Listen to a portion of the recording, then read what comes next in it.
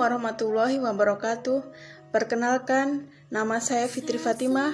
Saya adalah mahasiswa Stikes Mitra Adiguna Palembang, jurusan S1 Keperawatan Non-Reguler. Pada kesempatan kali ini saya akan menjelaskan mengenai materi batu ginjal. Ginjal memiliki peran penting dalam fungsi tubuh, tidak hanya menyaring darah dan limbah dalam tubuh, tetapi juga menjaga keseimbangan dari tingkat-tingkat elektrolit dalam tubuh, mengendalikan tekanan darah, dan menstimulasi produksi sel darah merah. Begini kira-kira gambaran jika ginjal kita terdapat batu. Pengertian penyakit batu ginjal atau urolithiasis adalah kondisi ketika material keras yang menyerupai batu terbentuk di dalam ginjal. Material itu berasal dari sisa-sisa zat-zat limbah di dalam darah yang disaring oleh ginjal yang kemudian mengendap dan mengkristal. Batu ginjal ini berdasarkan letak batu, antara lain nefrolithiasis, ureterolithiasis, vesikolithiasis, dan uretrolithiasis. Ini merupakan jenis-jenis penyakit batu berdasarkan letak batunya. Berdasarkan jenis batunya, batu ginjal ini dibagi menjadi 4. Yang pertama adalah batu kalsium, yang kedua batu asam urat, yang ketiga batu struvit, dan yang keempat adalah batu sistin. Batu kalsium oksalat terbentuk saat kalsium dalam urin bercampur dengan asam oksalat. Asam oksalat sendiri merupakan senyawa alami yang ditemukan dalam berbagai makanan, seperti sayuran hijau, coklat, kemudian kacang-kacang almond, juga stroberi. Selanjutnya adalah batu asam urat. Batu ini terbentuk saat kencing menjadi terlalu asam. Biasanya hal tersebut terjadi ketika kita banyak mengkonsumsi makanan tinggi purin seperti daging dan lain-lain. Kemudian batu struvit, batu yang terbentuk ketika kalsium dan fosfat menempel bersama, dan ini terjadi ketika seorang mengalami infeksi ISK berulang. Dan yang terakhir adalah batu sistin. Batu ini terbentuk saat asam aminosistin yang dikeluarkan berlebihan oleh ginjal terjadi karena kelainan genetik atau juga dari mengkonsumsi makanan tinggi sistin. Ke etiologi penyakit batu ginjal.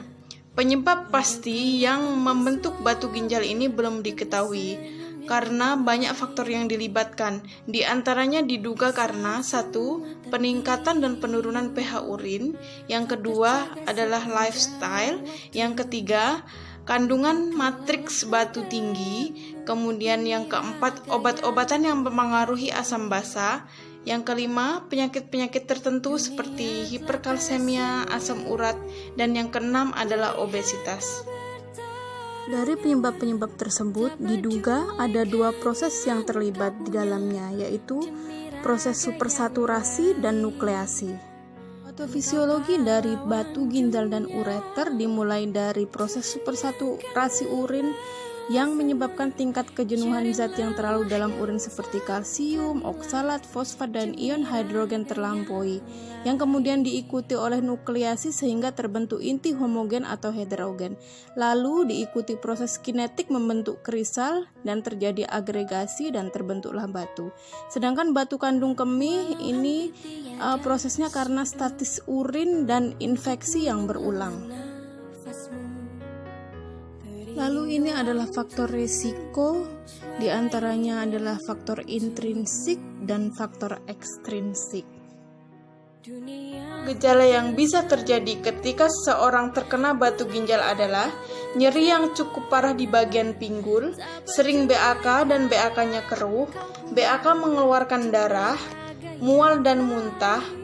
Jika tubuh juga mengalami infeksi akan timbul demam.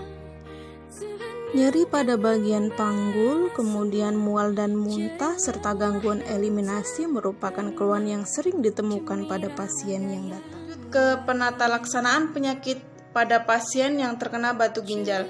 Yang pertama adalah menghilangkan obstruksi dengan metode ESWL atau pembedahan, kemudian mengobati infeksi. Yang ketiga menghilangkan nyeri. Kemudian yang keempat, mencegah gagal ginjal dan mengurangi terjadinya rekurensi.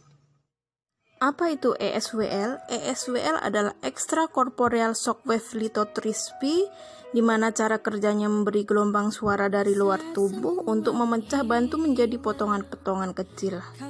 Diagnosa keperawatan yang bisa diangkat dari pasien yang terkena batu ginjal yang pertama adalah nyeri akut, yang kedua kemudian gangguan eliminasi, yang ketiga adalah retensio urin. Menurut SDKI, ini adalah diagnosa keperawatan yang mungkin bisa diangkat dan memerlukan asuhan keperawatan sesuai SPO.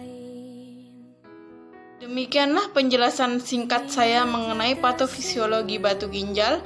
Saya yakin video ini banyak kurangnya, mohon dimaklumi. Semoga bermanfaat bagi kita semua. Salam sehat dan tetap semangat. Wassalamualaikum warahmatullahi wabarakatuh. Terima kasih sudah menonton. Jangan lupa minum.